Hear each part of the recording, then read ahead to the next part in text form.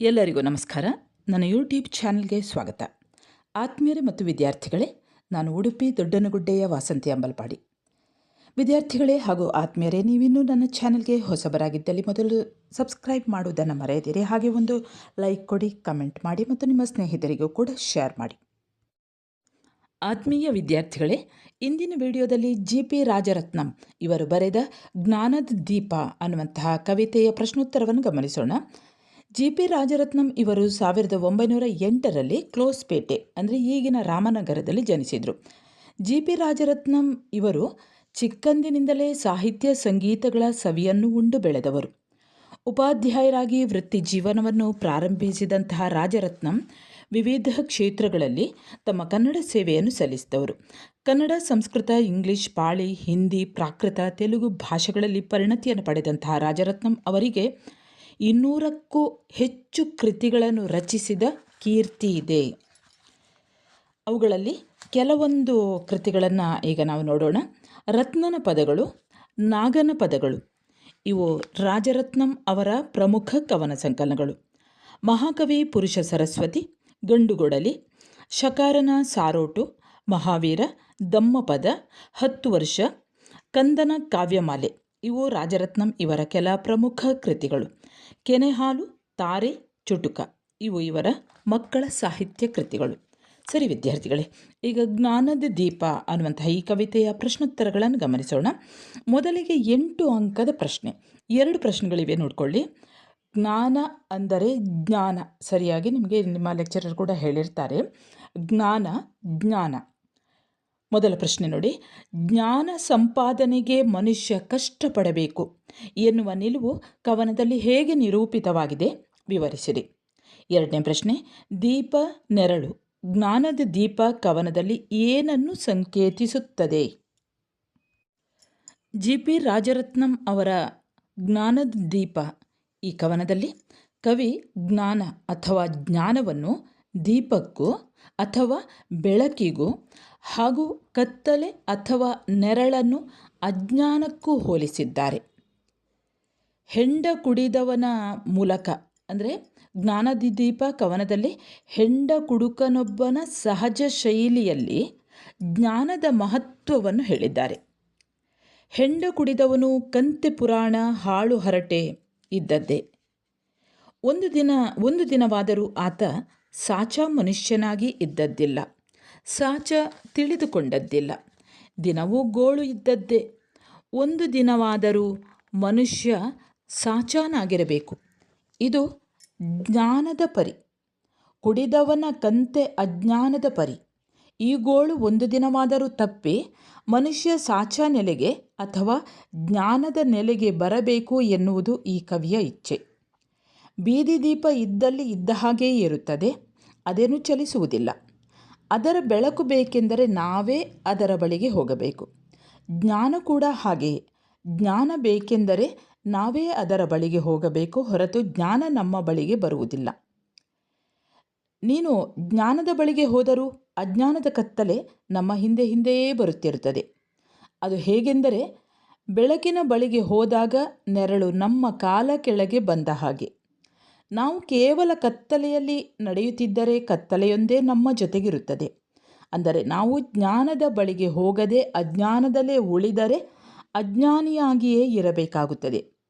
ಜ್ಞಾನದ ಬೆಳಕಿಗೆ ಹೋದಾಗ ಕತ್ತಲೆ ನಮ್ಮನ್ನು ಹಿಂಬಾಲಿಸಿದಂತೆ, ನಾವು ಕತ್ತಲೆಯಲ್ಲೇ ಉಳಿದಾಗ ಜ್ಞಾನ ನಮ್ಮನ್ನೇನು ಹಿಂಬಾಲಿಸಿ ಬರುವುದಿಲ್ಲ. ನಾವು ಬೆಳಕಿಗೆ ಹೋದಾಗ ಬೇಡವೆಂದರೂ ಬಿಡದೆ ಕತ್ತಲೆ ನಮ್ಮನ್ನು ಹಿಂಬಾಲಿಸಿ ಬರುತ್ತದೆ. ಜ್ಞಾನದ ಹಿಂದೆ ಕತ್ತಲು ಬರಬಹುದು, ಆದರೆ ಕತ್ತಲೆಯ ಹಿಂದೆ ಜ್ಞಾನ ಬರುವುದಿಲ್ಲ. ನಾವು ಜ್ಞಾನವಂತರಾಗಿದ್ದರೆ ಹಿಂದೆ ಹಿಂಬಾಲಿಸುವ ಕತ್ತಲೆ ನಮ್ಮನ್ನೇನು ಮಾಡುವುದಿಲ್ಲ. ಅಂತೆಯೇ ದೊಡ್ಡವರು ಬೆಳಕೇ ಜ್ಞಾನ, ಕತ್ಲು ಅಜ್ಞಾನ ಅಂದರೆ ಅಜ್ಞಾನ ಎಂದರೆ ಬೆಳಕೇ ಜ್ಞಾನ, ಕತ್ತಲೆಯೇ ಅಜ್ಞಾನ ಎನ್ನುವುದು.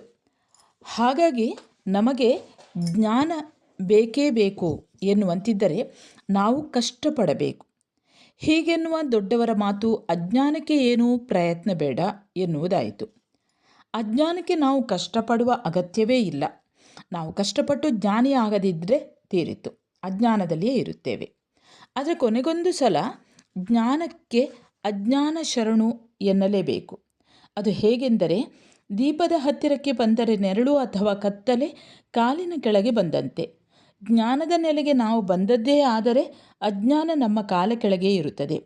ಅಜ್ಞಾನವೆಲ್ಲ ಜ್ಞಾನಕ್ಕೆ ಶರಣು ಎನ್ನುವುದರ ತಿರುಳು ಇದೆ, ಅಂದರೆ ಆಶಯ ಇದೆ. ಆಶ್ಚರ್ಯದ ಸತ್ಯವೆಂದರೆ, ದೊಡ್ಡ ದೊಡ್ಡ ಸತ್ಯ ನಮ್ಮ ಮುಂದೆ ಬಿದ್ದು ಒದ್ದಾಡುತ್ತಿದ್ದರೂ ನಾವು ಸುಮ್ಮನಿರುವುದು. ಸತ್ಯ ನಮ್ಮ ಮುಂದೆ ಬಿದ್ದು ಎಷ್ಟೇ ಒದ್ದಾಡಿದರೂ ನಾವು ಅದನ್ನು ಕಲಿಯುವ ಗೋಜಿಗೆ ಹೋಗುವುದೇ ಇಲ್ಲ. ಸತ್ಯವನ್ನು ನಾವು ಕಲಿಯುವುದು ಯಾವಾಗ ಎಂಬುದು ಕವಿಯ ಕೊರಗು. ತಿಳಿದವರ ಕಾಲನ್ನು ಹಿಡಿದುಕೊಂಡು ಕಲಿಯುವ ಒಂದು ಕಾಲವಿತ್ತು ಎಂದರೆ, ಹಿಂದಿನ ಕಾಲದಲ್ಲಿ ಜ್ಞಾನಿಗಳ ಕಾಲನ್ನು ಹಿಡಿದು ಜ್ಞಾನವನ್ನು ಕಲಿಯುವ ಅಥವಾ ತಿಳಿದುಕೊಳ್ಳುವಂತಹ ಜನರಿದ್ದರು. ಆದರೆ ಇಂದು ಕಲಿಸುವವರು ಮೇಲೆ ಬಂದು ಬಿದ್ದರೂ ಕಲಿಯುವವರಿಲ್ಲ. ಎಂದರೆ ಇಂದಿನವರಿಗೆ ಜ್ಞಾನದ ಅಗತ್ಯವೇ ಇಲ್ಲ ಎಂದು ಜ್ಞಾನದ ಮಹತ್ವವನ್ನು ಜಿ.ಪಿ. ರಾಜರತ್ನಂ ಅವರು ತಮ್ಮ ಜ್ಞಾನದೀಪ ಎಂಬ ಕವಿತೆಯಲ್ಲಿ ತಿಳಿಸಿದ್ದಾರೆ. ವಿದ್ಯಾರ್ಥಿಗಳೇ, 5 ಅಂಕದ ಪ್ರಶ್ನೆ ಜ್ಞಾನದ ದೀಪ ಕವನದ ಆಶಯವನ್ನು ನಿರೂಪಿಸಿರಿ. ಹಾಗೆಯೇ ಟಿಪ್ಪಣಿಗೂ ಕೂಡ ಇದೇ ವಿಷಯ ಜ್ಞಾನದ ದೀಪ ಅನ್ನುವಂಥದ್ದು ಕೊಡ್ಬೋದು. ಈಗ ಹೇಳಿದಂಥ ಉತ್ತರವನ್ನೇ ಸ್ವಲ್ಪ ಸಂಕ್ಷಿಪ್ತವಾಗಿ ಬರ್ಕೊಂಡ್ಬಿಡಿ. ಇನ್ನು ನಾವು ಸಂದರ್ಭವನ್ನು ನೋಡೋಣ. ಮೊದಲ ಸಂದರ್ಭ, ಬೀದಿ ದೀಪ ಇರತೈತಂಗೆ ಇರೋ ಜಾಗದಾಗೇನೆ. ಅಥವಾ ಎರಡನೇದು, ದೀಪದ ಬೆಳಕು ಬೇಕಂತಂದರೆ ಹೋಗ್ಬೇಕಾದರ ತಾಕೇನೆ. ಅಥವಾ ಮೂರನೇದು, ಜ್ಞಾನಕ್ಕೆ ಮನ್ಸಕ್ಕಷ್ಟು ಬೀಳಬೇಕು. ಈ 3 ಪ್ರಶ್ನೆಗಳು ಬಂದರೂ ಕೂಡ ಮುಂದೆ ಹೇಳುವಂಥ ಉತ್ತರವನ್ನೇ ಬರೆಯಿರಿ. ಈ ಮೇಲಿನ ಸಾಲನ್ನು ಜಿ.ಪಿ. ರಾಜರತ್ನಂ ಅವರ ಜ್ಞಾನದ ದೀಪ ಎಂಬ ಕವನದಿಂದ ಆರಿಸಿಕೊಳ್ಳಲಾಗಿದೆ.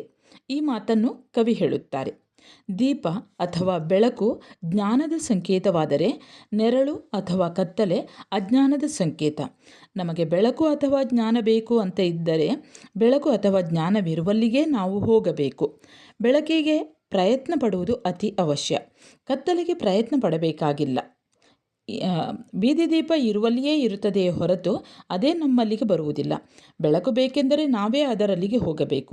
ಆಗ ನೆರಳು ಅಥವಾ ಕತ್ತಲೆ ಅಥವಾ ಅಜ್ಞಾನ ಬೇಡವೆಂದರೂ ನಮ್ಮ ಹಿಂದೆಯೇ ನಮ್ಮನ್ನು ಹಿಂಬಾಲಿಸಿಕೊಂಡು ಬರುತ್ತದೆ.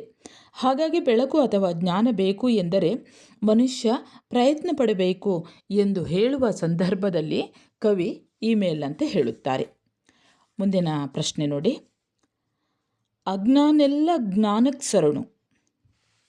ಈ ಮೇಲಿನ ಸಾಲನ್ನು ಜಿ.ಪಿ. ರಾಜರತ್ನಂ ಅವರು ಬರೆದ ಜ್ಞಾನದ ದೀಪ ಎಂಬ ಕವನದಿಂದ ಆರಿಸಿಕೊಳ್ಳಲಾಗಿದೆ. ಈ ಮಾತನ್ನು ಕವಿ ಹೇಳುತ್ತಾರೆ: ಜ್ಞಾನ ಅಜ್ಞಾನಗಳ ನಡುವಿನ ತಿಕ್ಕಾಟ ಇಂದು ನಿನ್ನೆಯದಲ್ಲ, ಅದು ಹಿಂದಿನಿಂದಲೂ ಇದ್ದದ್ದೇ. ಆದರೆ ಅಜ್ಞಾನ ಎಷ್ಟೇ ಸಲ ತನ್ನ ಮೇಲುಗೈಯನ್ನು ಸಾಧಿಸಿದರೂ ಕೂಡ ಕೊನೆಗೆ ಗೆಲ್ಲುವುದು ಜ್ಞಾನವೇ. ಒಂದಿಲ್ಲೊಂದು ದಿನ ಅಜ್ಞಾನ ಜ್ಞಾನಕ್ಕೆ ಶರಣು ಹೋಗಲೇಬೇಕು. ದೀಪದ ಕೆಳಗೆ ಬಂದೆವೆಂದರೆ ಕಾಲಿನ ಕೆಳಗೆ ನೆರಳು ಅಥವಾ ಕತ್ತಲೆ. ಅಜ್ಞಾನವೆಲ್ಲ ಜ್ಞಾನಕ್ಕೆ ಶರಣು ಎನ್ನುವುದೇ ಇದರ ಆಶಯ ಎಂದು ಹೇಳುವ ಸಂದರ್ಭದಲ್ಲಿ ಕವಿ ಈ ಮೇಲಿನಂತೆ ಹೇಳುತ್ತಾರೆ. ಇನ್ನು 2 ಭಾವಾರ್ಥ ಇದೆ ನೋಡಿ. ಮೊದಲ ಭಾವಾರ್ಥ: ದೊಡ್ಡೊಡ್ಡ ಸತ್ಯ ನಮ್ಮುಂದೇನೆ ಬಿದ್ಕೊಂಡು ಒದ್ದಾಡ್ತಿದ್ರು, ಸುಮ್ಕಿದ್ದೇವೆ ಯಾವಾಗ ಅದನ್ನು ನಾವುಗಳು ಕಲಿಯೋದಾದ್ರು. ನಿಮಗೆಲ್ಲ ಗೊತ್ತಿದೆ ಇದರ ಭಾವಾರ್ಥ. ಸತ್ಯದ ಮಹತ್ವವನ್ನು ಕವಿ ಹೇಳುವಂಥದ್ದಿಲ್ಲಿ. ಮನುಷ್ಯನಿಗೆ ಸತ್ಯಕ್ಕಿಂತ ಅಜ್ಞಾನವೇ ಬಹಳ ಮುಖ್ಯವಾಗಿ ಬಿಡ್ತದೆ. ಹೀಗಾಗಿ ದೊಡ್ಡ ದೊಡ್ಡ ಸತ್ಯ ನಮ್ಮ ಮುಂದೆಯೇ ಬಿದ್ದು ಒದ್ದಾಡ್ತಿದ್ರೂ ಕೂಡ ನಾವು ಸುಮ್ಮನಿದ್ದೇವೆ. ನಾವು ಮುಖ್ಯವಾಗಿ ಕಲಿಯಬೇಕಾದದ್ದು ಅಜ್ಞಾನವನ್ನಲ್ಲ, ಸತ್ಯವನ್ನು. ಆದರೆ ಮನುಷ್ಯ ಅದನ್ನು ಯಾವಾಗ ಕಲಿಯುತ್ತಾನೋ ಹೇಳಲಿಕ್ಕಾಗದು. 2ನೇ ಪದ್ಯ ನೋಡಿ. ತಿಳಿದೋರು ಕಾಲು ಹಿಡಿಕೊಂಡು ಕಲಿಯೋರು ಇಂದಿನ ಕಾಲದಾಗಿದ್ರು, ಕಲಿಯೋ ಮಂದಿ ಎಲ್ಲವರೀಗ ಕಲಿಸೋರ ಮೇಲೆ ಬಂದು ಬಿದ್ದರು. ಇಲ್ಲಿ ಕವಿ ಜ್ಞಾನದ ಮಹತ್ವವನ್ನು ತಿಳಿಸ್ತಾರೆ. ಈ ಒಂದು ಭಾವಾರ್ಥದಲ್ಲಿ ಮನುಷ್ಯನಿಗೆ ಮುಖ್ಯವಾಗಿ ಬೇಕಾದದ್ದು ಜ್ಞಾನ. ಅಜ್ಞಾನ ಎನ್ನುವುದು ಕತ್ತಲೆ ಬದುಕು.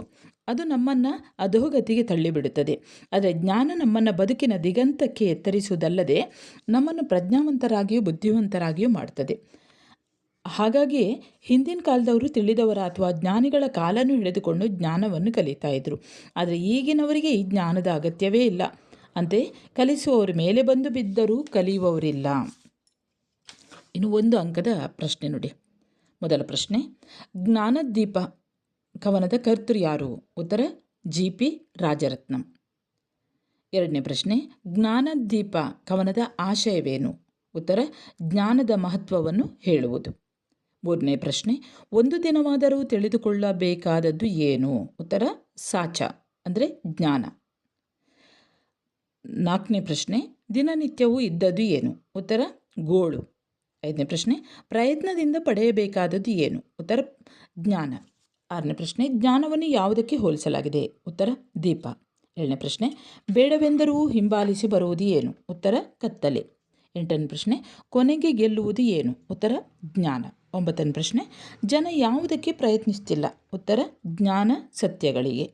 ಕೊನೆಯ ಪ್ರಶ್ನೆ, ಕತ್ತಲೆಯನ್ನು ಯಾವುದಕ್ಕೆ ಹೋಲಿಸಲಾಗಿದೆ? ಉತ್ತರ ಅಜ್ಞಾನಕ್ಕೆ. ಸರಿ ವಿದ್ಯಾರ್ಥಿಗಳೇ, ಇಲ್ಲಿಗೆ GP ರಾಜರತ್ನಂ ಇವರು ಬರೆದ ಜ್ಞಾನದೀಪ ಅನ್ನುವಂತಹ ಈ ಕವಿತೆಯ ಪ್ರಶ್ನೋತ್ತರಗಳು ಮುಕ್ತಾಯವಾಗ್ತದೆ. ವಿದ್ಯಾರ್ಥಿಗಳೇ, ನಿಮ್ಮಲ್ಲಿ ಕೆಲವರಿಗಾದರೂ ಈ ಒಂದು ವಿಡಿಯೋದಿಂದ ಉಪಯೋಗವಾಗಲಿ ಅನ್ನುವಂತಹ ಒಂದು ಸದುದ್ದೇಶದಿಂದ ಈ ವಿಡಿಯೋವನ್ನು ಮಾಡಿದ್ದೇನೆ. ಸರಿ ವಿದ್ಯಾರ್ಥಿಗಳೇ, ಇನ್ನೊಂದು ಹೊಸ ಪಾಠದೊಂದಿಗೆ ಮತ್ತೆ ಬರುತ್ತೇನೆ. ಅಲ್ಲಿಯವರೆಗೆ ನಮಸ್ಕಾರ.